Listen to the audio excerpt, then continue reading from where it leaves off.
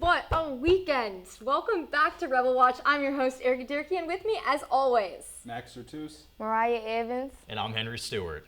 That was quite the exciting game, was it not? I had a blast personally, and Mariah and I were pretty close in our predictions about LSU versus Ole Miss. What did you guys think of the game? Thought it was great. I thought LSU, offensively, they just looked terrible. And the Ole Miss defense was really able to take advantage of that and capitalize. Garrett Nussmeier had a really bad day, 21 out of 34, 197 yards, a touchdown, and the interception. I said it at the beginning of this season. Garrett Nussmeier is not a good quarterback. He's a game manager at best, and he got exposed against Ole Miss. We have a solid defense, but we don't have a defense that's, top of the SEC. So against a real defense, really for the first time, he completely struggled and fell apart and just looked terrible. Yeah, I totally agree, Henry. You have been saying it all season, and I got to give you kudos for that. But me personally, after my prediction last week, I was watching LSU a little more carefully, and I have to say Garrett Nussmeier is just absolutely an exposed quarterback at that. I mean, to get out, you talk about, what defines a bad quarterback.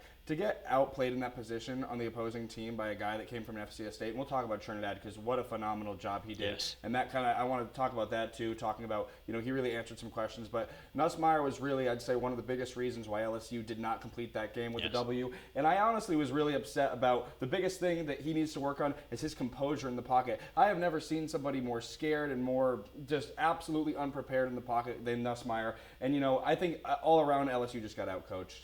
Yeah, LSU offensive coordinator Joe Sloan, the offensive calling just looked bad. In the past couple of years, LSU kept saying we just needed a good defense to be a contender for a national championship. But now they have a good defense, but now the offense is looking sluggish out there. And then this is an Ole Miss defense that gave up 500 yards against Arkansas. And personally, LSU offense just made them look like the 2024 Eagles. I just don't think that the LSU offense can get it done. I said it last week. I said if we score 24, we win. And what did we do? I just don't think, I don't think the ceiling is very high for this team. And I don't think that it's because Nussmeier is immobile with his injury. I just don't think it's all there for him. And I agree with you. The defense is very strong. We had a lot of kind of mistakes and little turnovers that they really could have capitalized on, and the offense just wasn't there to do that. Yeah, I totally think that there were two sides to look at with this game. First of all, everybody was saying that LSU was going to be the game for Ole Miss to decide if this was a good team or not, a winning team or not. And, honestly, there are some good takeaways and bad takeaways from that. Yes, we did beat them. We did outplay them on both sides of the ball. We had a very balanced team. But one thing that I was kind of upset with was the penalties for Ole Miss. That is the only thing that kept Ole Miss in the game. If 14 penalties for 109 yards is not something that you can have going into these, games upcoming in the schedule, that is one thing that you could say, Ole Miss played great, but this game was in between a score, and that's a big issue penalty-wise. I think the discipline needs to be kind of cleaned up on the field. I completely agree with you, Max. Ole Miss rushed 3 defenders the entire game. They had 3 defensive linemen that were kind of trying to pressure the quarterback and stop the run. And they did that. With 3 defensive linemen, they had LSU to 57 rushing yards, under 60 rushing yards, in an SEC game and a top 15 matchup. It's the Magnolia Bowl. You're supposed to put your best foot forward and be out there and be swinging for the fences, and LSU did not do that. Sure, they didn't have Caden Durham, but that's a what if, and what happened on the field is what happened. We don't need to, they say the SEC is undefeated in hypothetical scenarios, and LSU's undefeated in hypothetical scenarios if Caden Durham is healthy. He's not too bad. You got to be better on the offensive line, and you got to be better on the run game. You rush for 60 yards in a game, you're not going to win. It's just plain simple. So I do want to talk about Trinidad Chambliss, but first, now that we kind of know generally what we think, the 4 of us, went out on campus to see what Ole Miss students are thinking of the team. Let's take a quick look. To go around Oxford campus, we're going to ask everybody what they think their biggest takeaways from the LSU Ole Miss game was. Not rushing the field, so proud of us, but I got to say, it was a good game. The schemes offensively against LSU's defense. They've got one of the most talented defenses in the country, and Lane Kiffin still proved that he can outmatch that even with a second-string quarterback. The Daquan Wright play on 4th down at the end of the game just shows, how confident he is in this offense and their ability to win football games. Feeling great. I think Trinidad definitely came through. I think it's promising. I like what's ahead of us. I got to say, I love the Trinidad flags. That's something that I haven't seen that kind of excitement before. I haven't felt it in a long time. So, of course, Chambliss. I'm hoping we get a confident game against Washington State. And our Oklahoma game is going to be a lot tougher than we were expecting at the beginning of the season. Let's hope John Mateer's out for that so that we can get another confident win there. But just hope we keep on winning. If you had to say one positive thing about the fans or the team, what would you have to say about LSU? Will Weeks is a crybaby. That's not positive. He gave us the playbook, and I really appreciate that. You know what? I've been saying this all kind of week leading up to these games that we've reviewed, and I've always said, you know, the offense is clicking, and we've been seeing, you know, flashes of greatness from Chambliss. This game proved to me that he is the starting quarterback. This is the game, you know, you saw him against Arkansas, and I said, you know, that's a good opponent, and he did better in Arkansas and Kentucky than, you know, Simmons did in GSU. But this was one of the games to me that was a deciding factor that proved, you know, this guy is legit. And, you know, talk about, you don't have a lot of times that a backup quarterback is talking about, you know, is being in a Heisman conversation the weeks following the game. So I think there was absolutely great composure from Chambliss, as always, and I think that's one thing that I love in a quarterback is consistency, and that's what he's proven. He threw for 314 yards, 1 touchdown. He is putting together a good offense as that captain, as that leader that he needs to be of that kind of position, and I think he's doing a phenomenal job. Yeah, I mean, I'm about as big of a Trinidad Chambliss fan as you can get. I said, you know, after the Arkansas game that he was the future of this Ole Miss football team. I think I've proven myself correct, and he's certainly proven that notion correct. But Max, I want to talk about something a little bit different with Trinidad Chambliss. The one thing you didn't mention, his interception. Yeah. He throws his first interception of the year. He runs and gets out of bounds on a potential game-deciding 3rd down. They wind up converting, crisis averted. But we saw Trinidad Chambliss for really the first time this season make some mistakes, but he kept his composure and he showed off his resiliency and his discipline and was able to stay level-headed and be able to continue to play the rest of the game and play the game really well. He played lights out, 375 total yards. That's incredible against one of the best defenses in the SEC, certainly in the nation. So massive props to Trinidad Chambliss for showing that maturity, that discipline, that resiliency, and keeping a clear head in spite of all the noise that is kind of seeping into him. Yeah, I said it last week, you know, patience, patience, patience. That's what Trinidad has. I think the biggest defining factor of a quarterback is, you know, what you do after you make a mistake, or any athlete at that point. Yes. What are you going to do after you make a mistake? How are you going to learn from it? He's so unaffected by it. He you know, pulls his mask down. He goes, you know what, here we go. We're going back in. We threw an interception. Let's see what I can do. And he just has that composure. He doesn't let the stadium pulse get to him. And that's why he's such a great quarterback, I think, in my opinion. He is so unaffected by the noise. Yeah, I think Chambliss is a real deal. He's having kind of a Cinderella story or a Brock Brody story, if you want to look at it. To me, he showed no fear even after his first interception, after his first 3 starts. And I'm really just impressed by him. Even if Austin Simmons does come back, it really makes me wonder, what are we going to do going forward, even though everybody's saying they want Trinidad? And what's so crazy is, like, right now he's a top Heisman contender. Bye week, Washington State, like, he's going to be a top Heisman contender for most of this month. And that's, hopefully it doesn't get to his head. Like, that's a really crazy position for him to be in, considering where he came from. I agree. I have to say, I do not think that it will go to his head. We've seen him kind of get his flowers and get his accolades and him just kind of explode in popularity over these past few weeks. He continues to go out there and just kind of do his thing, you know. Everybody and their grandmother has been talking about, oh, the D2 transfer from Ferris State. You know, yeah, he was a national champion, over 50 total touchdowns. That's great. But you got to look at him as an individual, not just these stats and these highlights. Look at him as a person. Look at him as a player.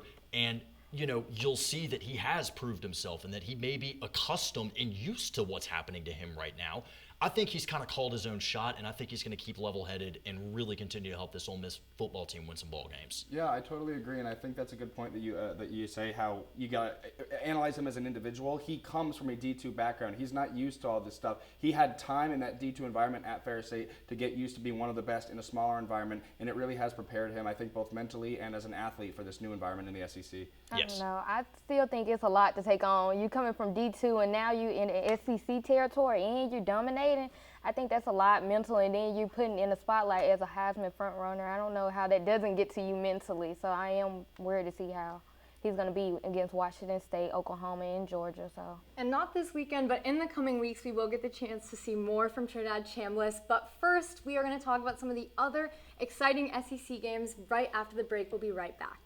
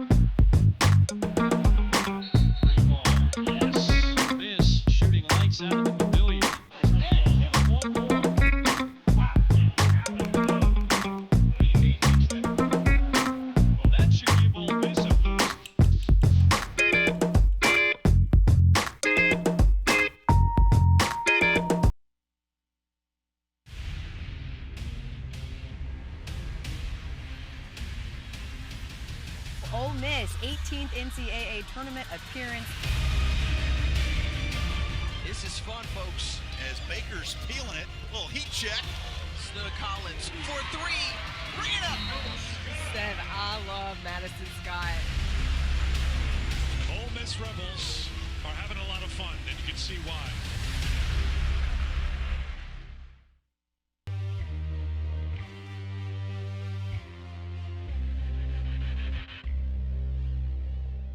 So hot off of the Magnolia Bowl, we finally got some exciting SEC games this weekend. I was having a blast watching them, particularly for me, the Georgia and Alabama game. I mean, Kirby Smart just can't beat that team. Yeah, this was a true test to me for Alabama after easily winning against UL Monroe and Wisconsin after that first week loss against Florida State. And I think they proved that, hey, we do have something, we can keep up with this winning streak against Kirby Smart. And I'm worried about Kirby Smart because it gets to you mentally when you can't beat a team. Like, what do I have to do to beat them? And then Georgia winning streak at home ended with this game. I think it stopped at 33, and so, hey, what's going to go? Yeah, I totally agree, and I also think you got to give some flowers to Alabama. You know, I obviously we talked about it, we almost joked about it a little bit a couple weeks ago when we were talking about Alabama being knocked off this kind of dynasty. And yes, they are no longer the Nick Saban era, but I do think it's cool to see how they've kind of picked up their losses and kind of regained their self-confidence-wise as a team, because that was an extremely tremendous win for them. And I think that proves, you know, again, like I did say this a couple weeks ago, Alabama, you know, may not be a great team, a titan of the industry, although they could be, but I still think that Alabama is a great team and a really good team, if not that. I think Alabama won this game because they won the position battle. And I think from third down conversions, turnovers, and then the second half control Alabama had in this game, that's what got them to win this game. And Georgia going forward, you just got to think, like, how can we beat them? What is the strategy going forward? I mean, Georgia defense, it was kind of lagging to me, and then what had to be. And Ryan Williams for Alabama on Alabama's side, going into Vanderbilt, you kind of worry about the drops he had, and so. I also think Georgia will be harder to beat now that they have a loss under their belt. They're going to have a little bit more fire in their belly, so that makes me a little nervous. Yeah, here's the thing. I think that it is impressive for Alabama to win this game. You're right, Mariah. Their 33-game home win streak was snapped. Georgia had not lost a home game in 6 years. They lost to South Carolina on a missed field goal in overtime in 2019. So that was 6 years ago. I was in 8th grade. That's impressive. All the credit in the world to Alabama for winning in Sanford Stadium. That's not easy to do between the hedges. But here's the thing. I'm really not impressed with either one of these teams still. This is really the only other major game that Alabama has played, and they did win. But I think that more falls on Georgia shooting themselves in the foot.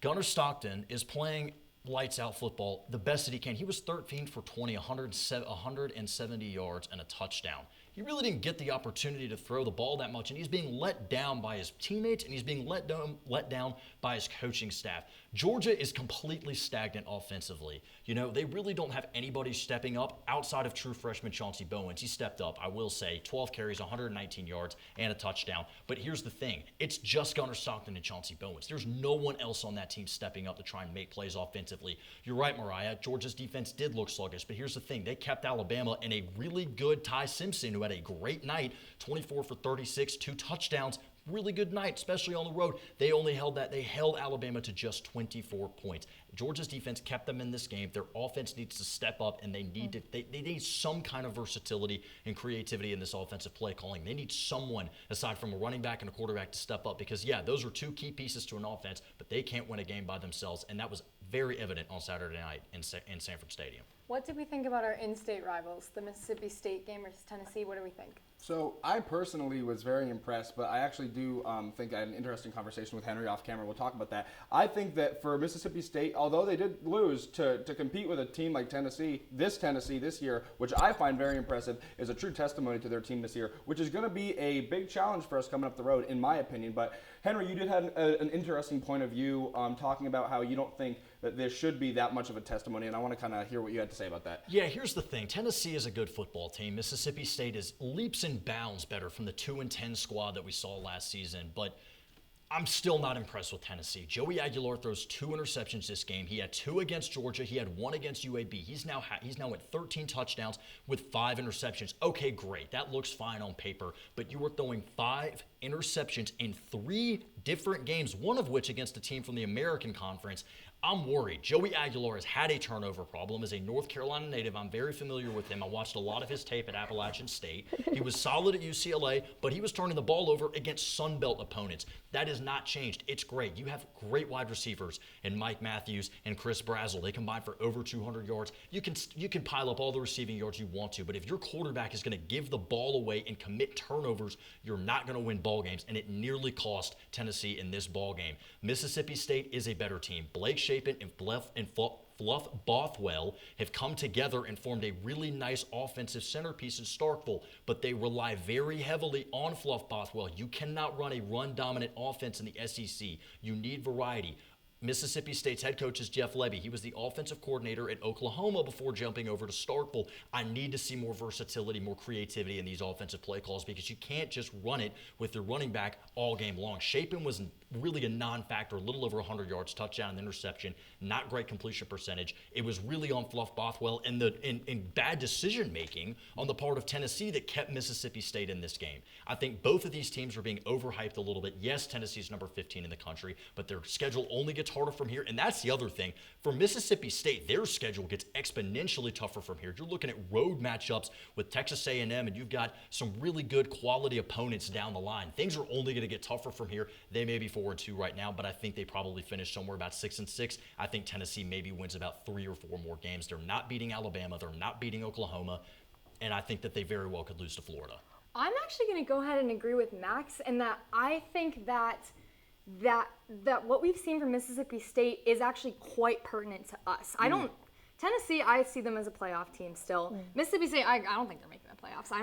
I think they could knock us out of the playoffs. I think even if they're worlds better than last year, and we had kind of a tough time playing them last year in the Egg Bowl, and we're going over there with their stupid cowbells, and they're looking so much better, and they're such a threat to us just by like the merit of them being a rivalry, that I think them looking so much better actually could have a lot to say about our season. I don't care about their seasons. Maybe you're right, but for our season, we don't have to play Tennessee. We have to play State, and they look a lot more dangerous. Yeah, I don't know what Henry's talking about because I still have Tennessee going to the playoffs. I don't care. They have Money Joey. It's Money Joey. They have Mike Matthews. They have Chris Boswell. They have Deshaun Bishops in there as a running back. I mean, they're impressive. They have offensive weapons, and plus Tennessee defense was not perfect Saturday. I will say that, but the defensive line really impressed me. They had five times they tackled Blake Shapen, and they had 11 tackles for loss. How can you sit there and say they're not going to the playoffs? I don't understand that. Plus, Mississippi State, to me, their defense has made great improvements from last season. They couldn't stop nothing. They couldn't stop nothing last season. But this year, I mean, I'm very impressed, and I'm worried about playing them because we are going to Starkville, and plus they got those cowbells that really just I don't even want to think about them. But yeah, I mean, Erika, you make a great point. The beauty of football is that not everything, but a big part of the game lies within the environment, and I think Mississippi State's going to have a big chip on their shoulder. They are a team that is, like you said, Henry, leaps and bounds better than who they were last year. This is a team that, for this Egg Bowl matchup, could go into this game and then absolutely dethrone the undefeated Rebels. I think it's totally possible. On paper, no, it's not the most likely thing to happen, but that's the beauty of football is that you never know what's going to happen. This environment, that chip on their shoulder, the rivalry game, who knows? Yeah, I want to go back, Mariah. You were talking about the offensive weapons that this Tennessee team has. They do. Look at Ole Miss last year and the offensive weapons that team had. They missed the playoffs. Comes down to coaching. And I'm not impressed with Josh Heupel. He beats Alabama in his first year. Terrific win. Still hasn't beaten Georgia. Haven't beaten Georgia since 2016. I was in 5th grade. I wasn't even in middle school yet. And they won on a walk-off, fluky touchdown, one of the most improbable plays you'll ever see. They haven't beaten Georgia. Yes, they've beaten Alabama. Alabama's not who they used to be. That's not as impressive as it used to be anymore. And they go into Columbus against Ohio State in the college football playoff. They get mollywopped. They've got their shirts off talking about we're going to invade the North. It's not cold. And they get annihilated. Now, I will say Ohio State wins a national championship team. It wins a national championship, but it doesn't matter. Josh Heupel has proven that he really cannot win big games. Yeah, great. You escape Starkville with a win. That's a really tough place to play. Those cowbells, they are annoying. That is a raucous crowd, and Mississippi State loves their football. They love their Bulldogs. I'm not impressed with Tennessee. I'm not impressed with that coaching staff. And they have all the talent and all the pieces in the world, but it comes down to execution. I didn't see them really executing on Saturday. If you can't execute against a middle-of-the-road SEC team, there's no way you're going to expect to execute against bigger opponents down the line like Alabama and Oklahoma. Well, we're just going to have to see, huh? Yeah. We will see what lies ahead in these upcoming games, but not for Ole Miss because it is a bye week this weekend. So instead of talking about a team, we will actually be looking at a little bit of an in-depth behind-the-scenes interview right after the break. My passion is journalism. Here at the University of Mississippi, we produce a nightly half-hour newscast, broadcasting regionally on cable and globally on the World Wide Web. It's the kind of experience that is preparing me to walk into any news station in the country with the skills and abilities I need to succeed. So it's not just preparing me for the real world, it is the real world.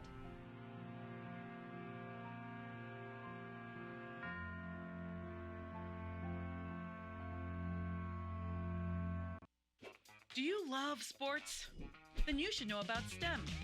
Because maximizing nutrition, analyzing peak muscle performance, calculating the perfect shot, and more are all made possible by science, technology, engineering, and math. In fact, there are more careers than ever in sports science. So if you have a passion for sports, then think about getting involved in STEM and improve everyone's game on and off the field. Get inspired at SheCanSTEM.com.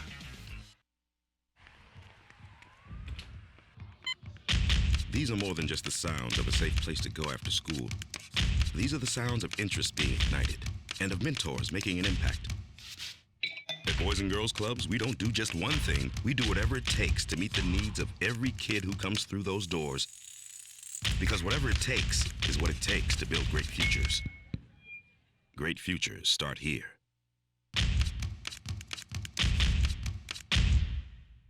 We are rebels. For more than 160 years, we've been accomplishing the impossible, from conducting the world's first lung transplant to helping prove Einstein was right. From preserving the past to saving the future.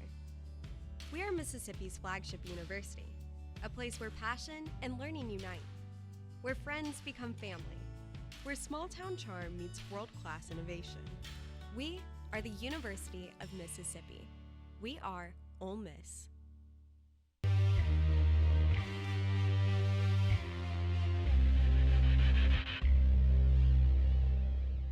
So after that game against LSU, Ole Miss walks away with a couple of accolades under their belt, right? Big ups to Trinidad Chambliss. He won an award. But we also had our punter, our freshman punter, winning Freshman of the Week, right? Yeah, we had SEC Freshman of the Week, Oscar Bird. We had the pleasure of interviewing him, Erica and I, and wow, what an amazing player, what an amazing athlete. Just to see some of the insights with him, and we can check out that interview, right? Yep, we'll take a look right now. I played Australian football back home, as kicking is a big element of that game, how I punt now.